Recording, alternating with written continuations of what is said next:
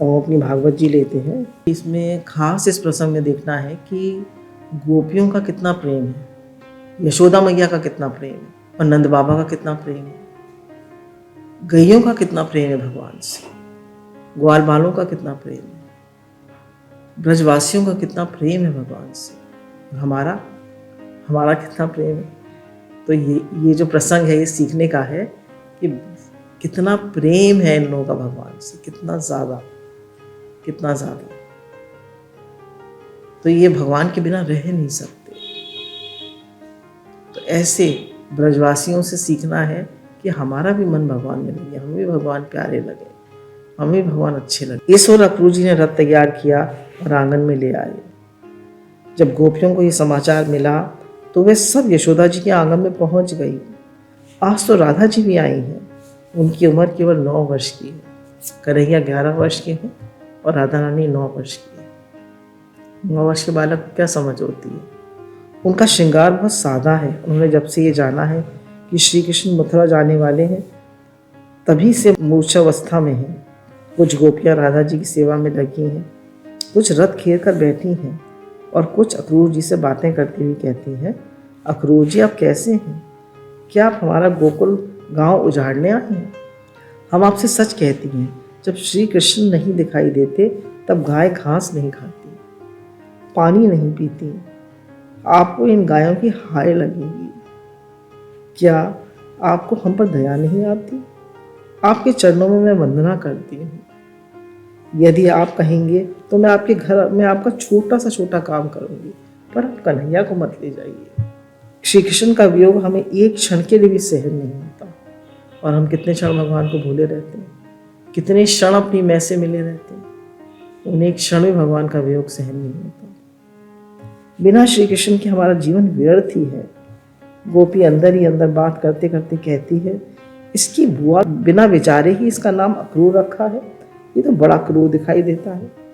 दूसरी गोपी ने कहा, विधाता तो प्रेम को एक स्थान पर देख नहीं सकता। तो विधाता जो है वो कहती है प्रेम को एक स्थान पर देख नहीं सकता। भगवान जेलस लवर है ना, वो किसी को भी किसी के प्रेम को एक जगह टिकने नहीं देते। वो झट वहाँ से उसको हटा देते हैं उसके प्रेम को, ताकि वो मुझसे प्रेम करे, ताकि उसका प्रेम मुझसे हो।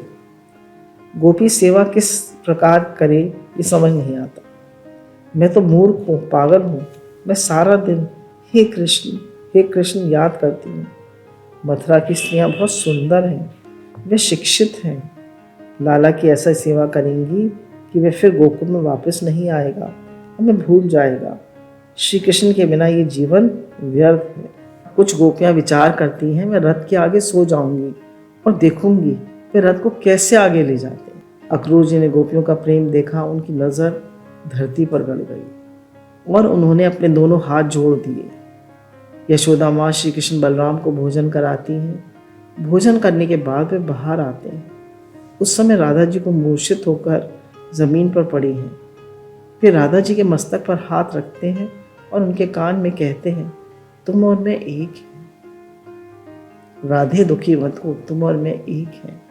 अर्थात हम दोनों एक ही हैं। राधा ही कृष्ण है और कृष्ण ही राधा है।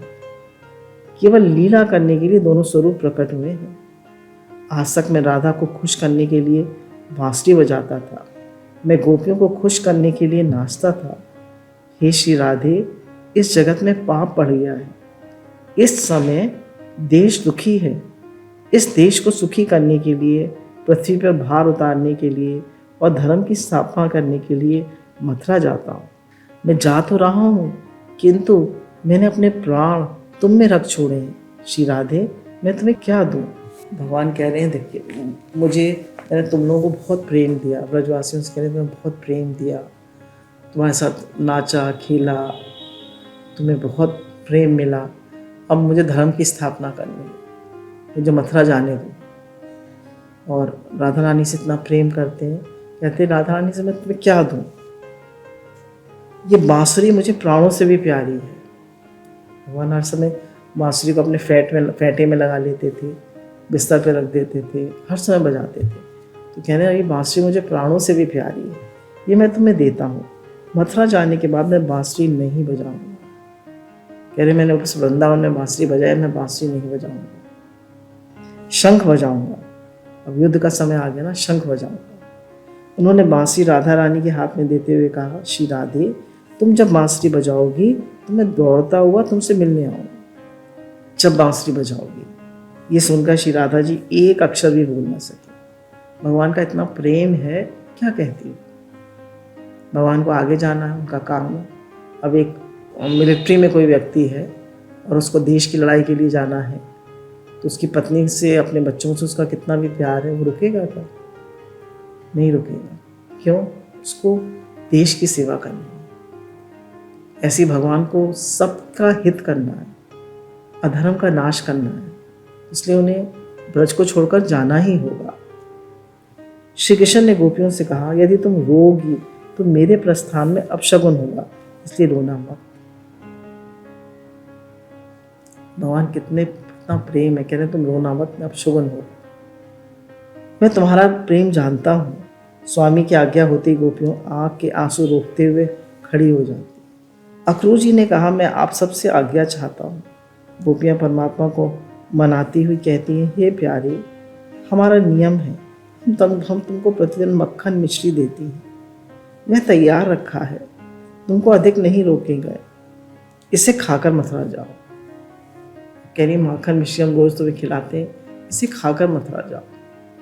दूसरी गोपी कहती है, मेरा नियम है कि मैं प्रतिदिन संध्या काल श्री कृष्ण को तिलक करती हूँ, लाला की आरती उतारती हूँ। आप अपने प्रस्थान करने से पूर्व 2 घड़ी के लिए पधारिए, मैं आपको अधिक नहीं रोकूंगी। गोपी प्रेम का बहुत सुंदर वर्णन किया गया। प्रभु ने सबको आश्वासन दिया और बलराम जी के साथ रथ पर बैठे। रथ में विराजमान श्री कृष्ण के दर्शन से गोपियां व्याकुल हो उठी। कन्हैया जा रहा है, अब उसका दर्शन कब दर्शन देगा। गोपियों के दबाए हुए आंसू बाहर छलक पड़े। सबने हाथ उठाकर कहा, हे गोविंद, हे दामोदर, हे प्राण प्यारे, आप जल्दी वापस आना। हे दामोदर, हे गोविंद, हम तुम्हारे ही आधार पर जी रही हैं, हमारा त्याग न करना। प्रभु ने अक्रूर जी की ओर देखा और रथ चलाने का इशारा किया। जब अक्रूर जी ने रथ चलाया तो गोपियां बहुत व्याकुल हो गई, बोल पड़ी, अक्रूर अक्रूर, तुम हमें गोविंद के दर्शन करने दे, हमने अभी इनके दर्शन नहीं किए। अक्रूर, तू क्या क्रूर हो गया है, तुझे हम पर दया नहीं आती। अक्रूर ने रथ आगे बढ़ाया, कुछ गोपियां मूर्छित हो गई। अब तक यशोदा माता धीरज रखकर खड़ी थी, उनका लाडला कन्हैया जा रहा है। उन्होंने कहा, मेरे लाला को कोई क्यों नहीं रोकता। इस समय यशोदा माता को लोक लज्जा का कुछ ख्याल नहीं रहा, वे रथ के पीछे पीछे दौड़ने लगी। प्रभु ने देखा मेरी माता दौड़ती हुई आ रही है, वे न रथ के नीचे उतर पड़े। यशोदा माँ ने उनसे कहा, बेटा, मेरी इच्छा थी तू मेरी आंखों के से दूर न जा, मैंने तुझे आनंदमय रूप में देखने का हमेशा प्रयत्न किया। अब तुझे मथुरा जाने की इच्छा हुई है, इसलिए मैं तुझे रोकती नहीं हूं। तेरा सुख मेरा सुख है। देखिए, ब्रजवासियों का एक ही नारा था, तत्सुखी सुखित्वम, तेरा सुख मेरा सुख है। जिसमें तू सुखी है उसमें हम सुखी हैं। लाला, तू ऐसा है कि तुझे याद कर सब रोते हैं, मैं भी तुझे याद कर रोऊंगी। लाला, तू है ही ऐसा, तुझे याद करके सब रोते हैं। भगवान का प्रेम निष्काम है, सबसे प्रेम है। हर एक को लगता है भगवान सबसे ज़्यादा मुझसे ही प्रेम करते। रोने में अत्यंत सुख है। परमात्मा का स्मरण करते करते जो उनके वियोग में रोता है उसके दुखों का अंत हो जाता है। कह रहे हैं जो भगवान के लिए रोता है उसके दुखों का अंत हो जाता है। तो भगवान के लिए रोना तो बहुत अच्छी बात है। ये जीव अनेक जन्मों से रोता ही आया है। कोई धन के लिए रोता है, कोई कीर्ति के लिए रोता है। ये जीव किसी दिन परमात्मा के लिए नहीं रोता। बच्चों के लिए रोता है, पति के लिए रोता है, घर के लिए रोता है, कीर्ति के लिए रोता है, धन के लिए रोता है। किसी ने मुझसे बुरी तरह बोल दिया, किसी ने मुझे बुरी तरह कर दिया, इसके लिए रोता है। और भगवान के लिए कहाँ रोते हैं? रोए तो भगवान के लिए रोए, ये आंसू भगवान के लिए निकले। यशोदा माता कहती है, मैं तुम्हें याद करके रोऊंगी, उन्होंने लाला का हाथ दाऊजी के हाथ में देते हुए कहा, बेटा तू बड़ा है, तू इसे संभालना। मेरी इच्छा है कि कन्हैया कहीं इधर उधर ना जाए, और ये यदि कभी हट करे तो तू इससे खुश करना। माँ ने लाला से कहा, बेटा आज मैंने तो तुझसे कुछ कहा नहीं, मेरी कुछ कहने की इच्छा भी नहीं है, किंतु आज जा रहा है इसलिए कहती हूँ कि तू मुझे माँ माँ कहकर बुलाता है तो लोग ये बात करते हैं कि मैं तेरी माँ नहीं हूँ।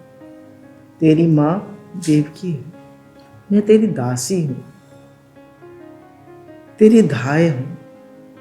बेटा मैंने तुझे दूध पिलाया है, मैं अधिक कुछ नहीं जानती, केवल इतना ही जानती हूँ कि मैंने तुझसे प्रेम किया है और पाल पोस कर बड़ा किया। मैं केवल यही इच्छा रखती थी कि लाला को कोई तकलीफ न हो, इसे छोड़कर मैंने कोई दूसरा विचार ही नहीं किया। बेटा आज मुझे याद आता है, मैंने एक बार तुझे ओखली से बांधा था, ये मेरी भूल थी, इसलिए तेरी वह माँ क्षमा मांगती है। बेटा मन में इसके लिए नाराज ना होना, जब तेरी इच्छा हो तब घर आना।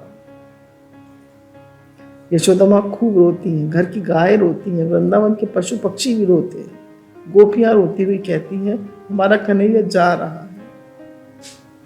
सबका प्रेम देखकर क्रूर जी भी रोने लगे। कृष्ण बार बार माँ के चरणों में वंदना करते हैं और कहते हैं, माँ आज तूने कहा तो कहा, फिर ऐसा ना कहना। लोग चाहे कुछ भी कहें, किंतु कन्हैया तू तेरा ही है, तू मेरी माँ है और मैं तेरा पुत्र हूँ।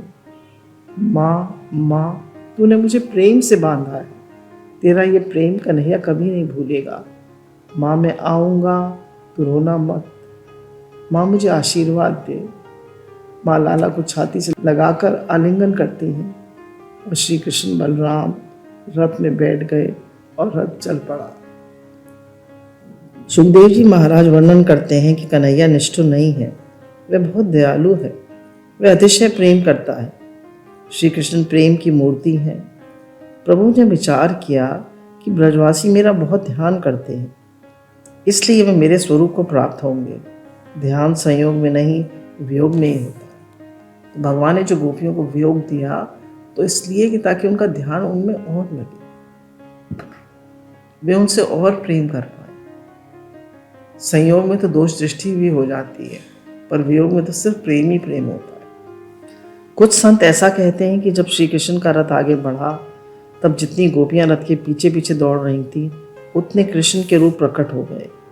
श्री कृष्ण एक गोपी के कान में कहते हैं, तुम मुझे कहीं छिपा दे, मुझे अब जाना नहीं है, तो किसी से मत कहना कि मैं यहाँ हूँ। इससे कुछ गोपियों को यह अनुभव होता है कि श्री कृष्ण मेरे रथ से उतर पड़े हैं। किसी को ऐसा प्रतीत होता है कि वे मेरे साथ हैं, किसी को ऐसा लगता है कि वे मेरे घर आए हैं। इस प्रकार गोपियों की आंखों में श्री कृष्ण है।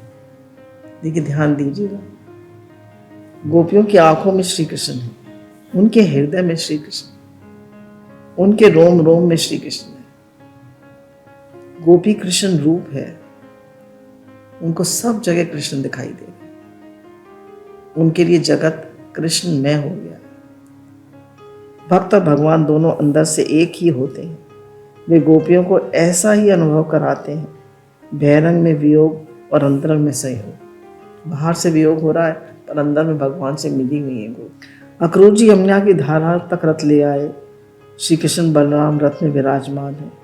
अक्रूर जी यमुना में स्नान कर मध्याह्न की संध्या करते हैं। उस समय उन्हें यमुना जी में श्री कृष्ण दर्शन का लाभ मिलता है। वे देखते हैं एक तरफ तो कृष्ण जी रथ में बैठे हुए हैं और एक तरफ गंगा जी में उनको लगता है कृष्ण जी, तो उन्हें पक्का हो जाता है कि ये भगवान है। श्री कृष्ण रथ में विराजमान है और यमुना जी में भी दिखाई देते हैं। अक्रूर जी को विश्वास है कि श्री कृष्ण परमात्मा है और परमात्मा के दर्शन का आनंद मिला है। अक्रूर जी श्री कृष्ण की स्तुति करते हैं। श्री कृष्ण मथुरा पहुंच जाते हैं। नंद बाबा ने मथुरा के बाहर एक बगीचे में मुकाम किया। श्री कृष्ण ने अक्रूर जी से कहा, मुझे भी इसी बगीचे में रहना है। अक्रूर जी की बड़ी इच्छा थी कि श्री कृष्ण मेरे घर पधारे, मेरा घर पवित्र हो जाए, किंतु श्री कृष्ण ने कहा कि काका, मामा की खबर लिए बिना मुझे किसी के घर नहीं जाना।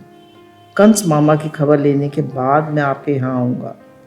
अक्रूर जी राजमहल में गए और कंस को खबर दी कि मैं श्री कृष्ण और बलराम को ले आया।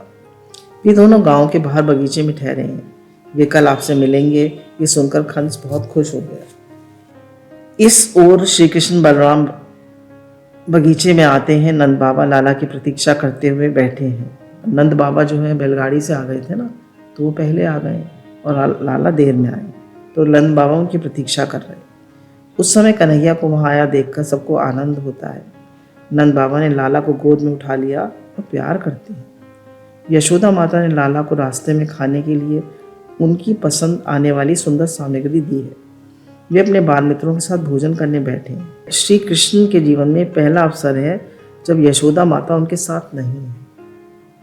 हमेशा यशोदा माँ उनको अपने हाथ से खिलाती थी, अपने साथ खिलाती थी, उनका बड़ा लाड़ चाव करती थी। आज उनके जीवन में पहला अवसर है कि माँ उनके साथ नहीं है। भोजन करते समय उन्हें माँ के प्रेम की याद आती है। वे कितना प्रेम करती है। श्री कृष्ण यशोदा माँ का स्मरण करते हैं। उनकी आंखों में आंसू भर आते हैं। उनका कौर हाथ में ही रह जाता है।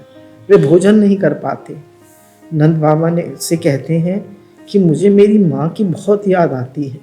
मेरी माँ बहुत भोली है। वे घर में बैठकर रोती होगी। उस समय मेरी माँ को कौन समझाता होगा। भक्ति इस प्रकार करो कि भगवान तुम्हें किसी दिन याद करे। भगवान को तो हम याद करते हैं, और भक्ति ऐसी करो कि भगवान तुम्हें याद करे।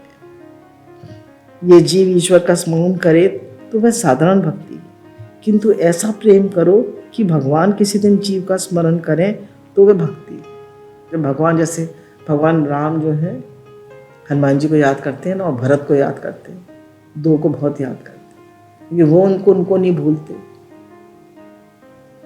तो अगर हम भगवान को नहीं भूलते तो भगवान भी हमें नहीं भूलते। यशोदा माता का प्रेम ऐसा है कि श्री कृष्ण भोजन नहीं कर सकते, और उनसे भोजन ही नहीं किया जा रहा। उनको भगवान माँ की बार बार याद आ रही है। श्री कृष्ण को गायें याद आती हैं।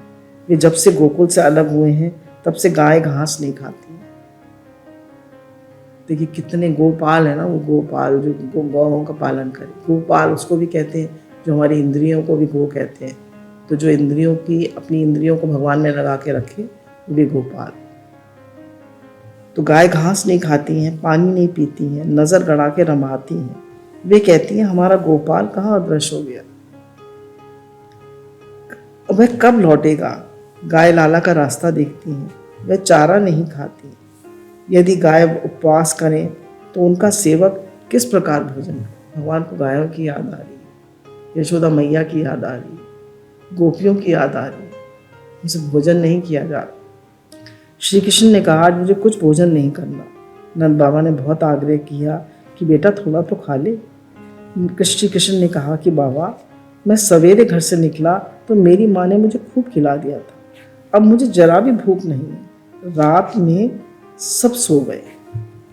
प्रातः काल हो गया, सबने स्नान किया। ग्वाल बाल मित्रों ने लाला से कहा कन्हैया तो हमको मथुरा नहीं दिखाएगा। मथुरा देखने के लिए सब नंद बाबा की आज्ञा लेने आए। नंद बाबा ने उन्हें समझाते हुए कहा तुमको मथुरा देखना हो तो जाओ, किंतु शरारत मत करना। तुम जानते हो ये बड़ा शहर है, कंस राजा की राजधानी है। यहाँ कंस राजा की जय बोलनी पड़ेगी। लाला की जय बोलने पर यदि किसी को बुरा लगे तो क्या होगा। तुम सब अंधेरा होने से पहले वापस आ जाना।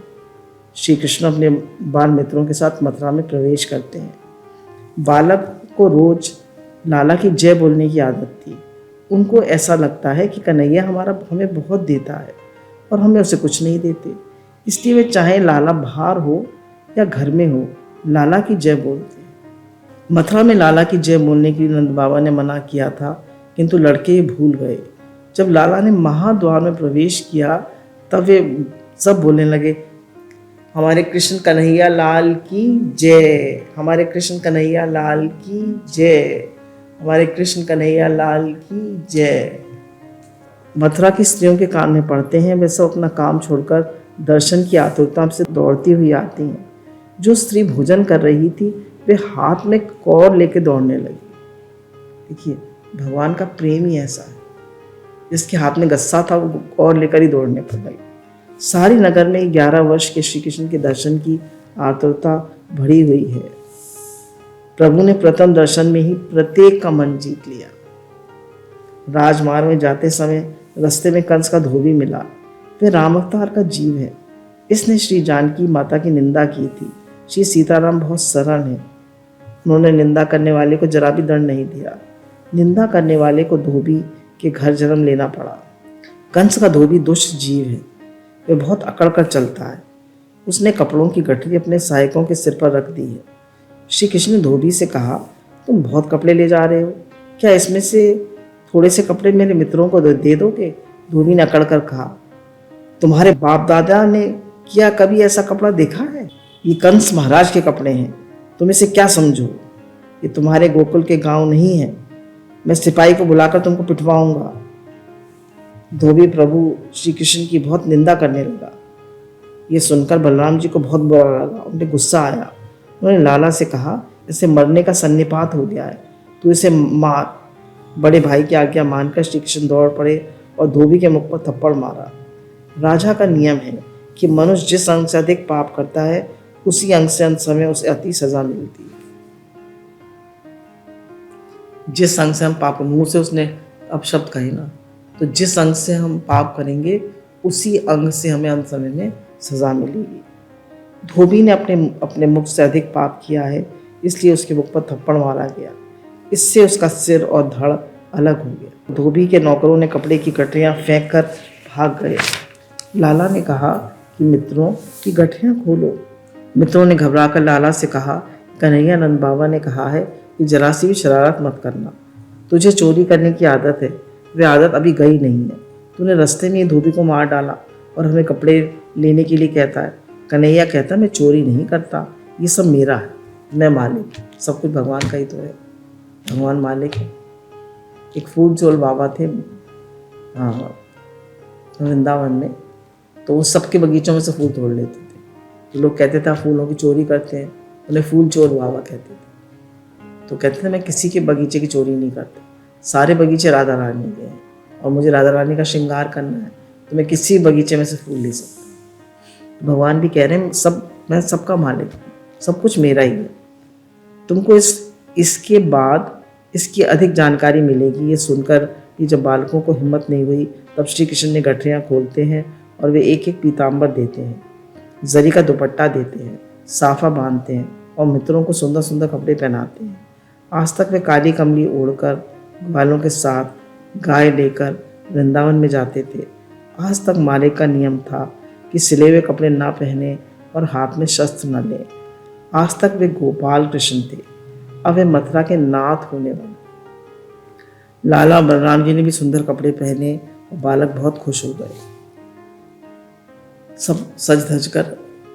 दूसरे वाले उसमें जो है भागवत रहस्य, उसमें ये भी है कि दर्जी को भी भगवान ने कहा, कुछ कपड़े कंस के बहुत बड़े बड़े कपड़े थे, दर्जी ने फटाफट ठीक कर दिए और भगवान ने दर्जी से कहा तो तुम कुछ मांगो। तो उसने कहा मैं क्या मांगूँ प्रभु, मैं आपसे क्या मांग सकता हूँ। तो वो सोचता है मैं भाई 200 रुपये मांगूँ, 500 रुपये मांगूँ। भगवान ने कहा तुम 2 गाँव ले लो। भगवान ने उसे 2 गाँव दे दिए। तो तब जीव क्या मांग सकता है भगवान से? भगवान ने कहा तुम जन्म मरण के चक्र से छूट जाओगे।